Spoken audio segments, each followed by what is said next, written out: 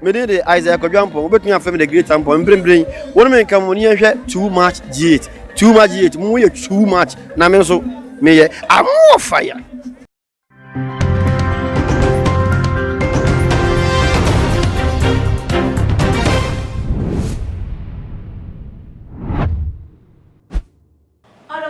Aba ekwesi kapane nenso menemu edi eye ehia yi munim se kanu wa hala dwumadi enada ne da mede ebebe somo na se etenti yenso so de yenyai echeso ada biara edana enede ensema edi atentwe ewo meimu na ya bono bede sema mponhine abomu ede be somo ewo tuma GH ye fide kese yi eso ama wonsu so a wo fie wo wadwa so edemu be bia wo bia no what me the wadwentwa wo fa ensemi eho aba abetu eye edwa na emrepemu no nsoso no yensusu yetimi akenkan ede amam na enedai ede ye nuabema bi aba abontin ede nsem bi aba betu eye edwa a wo hu ne se Ghana yehia eye empaibo no eye ne first prophecy awodi tudwa for 2021 yi a chese wo se Ghana yehia empaibo ekomo de Ghana for eye desperate for empaibo ne nyoma ekoso anase de nyame eye ache na nase de wahu no ehun behia se ye bema ye mpaibo ado so pa eye na ne nsem a wo ka ne de na chese enye Ghana asem ede na nso o se de wo hu no is in related to ye Ghana and I say ye Ghana ewo ye fabi like chefe bi ewo ne nani so ade hu na wo hu ye ne chefe bi ewo ma chese Ghana fo wo mu anu tie hu behia se bobo ye empire na ye nipa ye ka no asem wo ye philosopher Malam Sham Una wono enede nsem we abetu eye edwa wo no ne ye wono ne first prophecy wono edi tudwa edi amagana for in 2021 na abusuan for nsem ni nyina na chese ye president of Cote d'Ivoire wo hu no wo ne nisuade hu mu na chese wo baba be hwehwe no na se de na enwoma ekono na enkoye na abusuan for mama mekwan na memfa eye nsem wo de atu eye edwa no entimi entom mo ose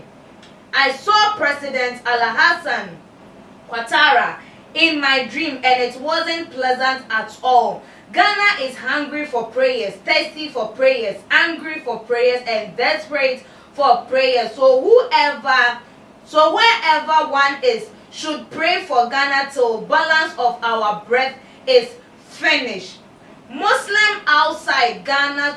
should recite Surah 109 of the Holy Quran,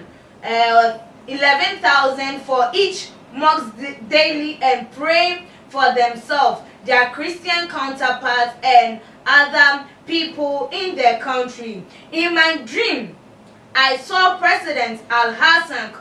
Ouattara looking for me in a Pajero without an escort security from the Republic of Cote d'Ivoire escorting him as a president of Cote d'Ivoire. This dream is related to the peace of Ghana and therefore Ghanaians should take it serious. I advise you not to take my word as a joke but be on guard.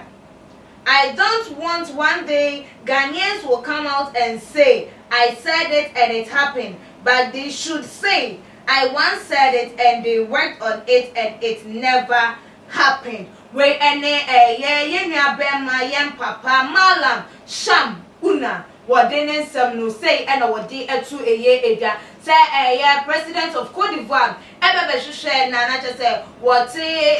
Pajaro kamu a chese wodi abaye na anya de senka obi oya president say dey mampanyi na nanda kwakufo do opia wo wone escort a nkrofo ne no enam at least apostifo ne mpanifo bia na sa ngbambofo bia wo mo eka no wono de wo ba no na obia enka eye ne hum na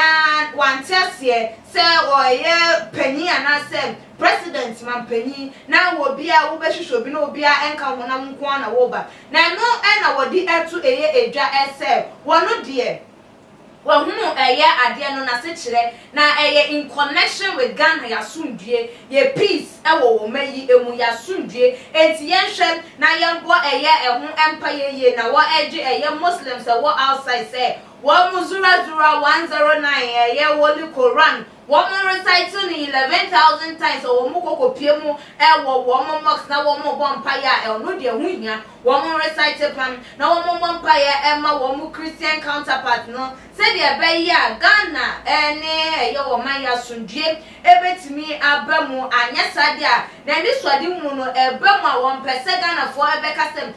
ye malam ye sham una wakaye ena abam ne mu wo pese Ghana fo nkase malam kan ye no ye hu adwuma ye di hu dwuma enu nti entimi ambam eni kwan se Ghana fo taking a word no as a joke enya godie enye fedi agro na ni abrepa eye ene wode ensem we etu eye ega enti ye nsore waka yambo ye ho so yambo ya bo so na ne mpa ye bia ye betimi abobia no ye ntimi embo yambo mpa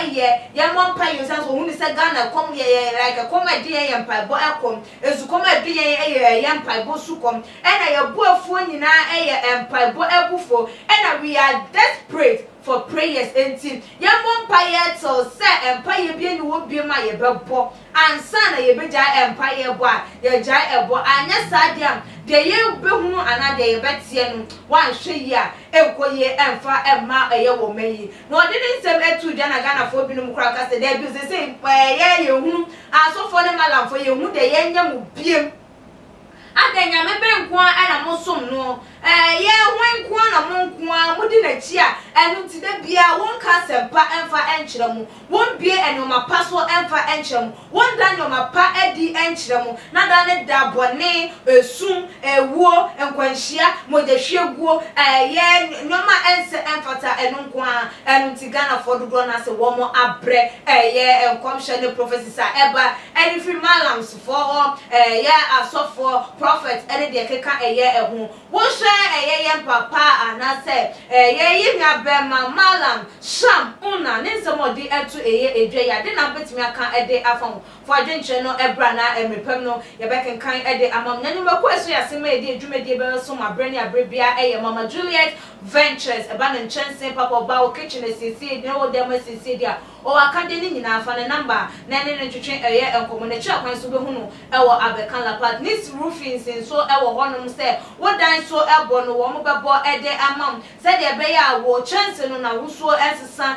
na enso beto na still na no enya de se so ebe pa ne wo nkro ne ba de ne hwehwe wo mo na ene wo mo endi kasubom loan master enso wa ha de ma aban adwuma ye for se wo mo interest rate no ewo fom na ene wo mo endi enhia na usika wo no wo affordability na wo sika so far control and kwande a ene na chese wo susu ubetimi enya loan ni ebina wotimi edi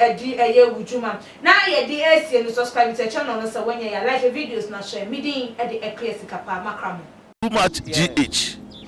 Many have come and many have gone, but you are a great Kankambuka ability, worth being beheld by every optical nerves. That saith the papacy. Keep watching Too Much GH and you'll get the best of entertainment, the best of everything you want. My name is Ohima One. Keep watching Too Much GH. It's the best. Keep watching Too Much GH.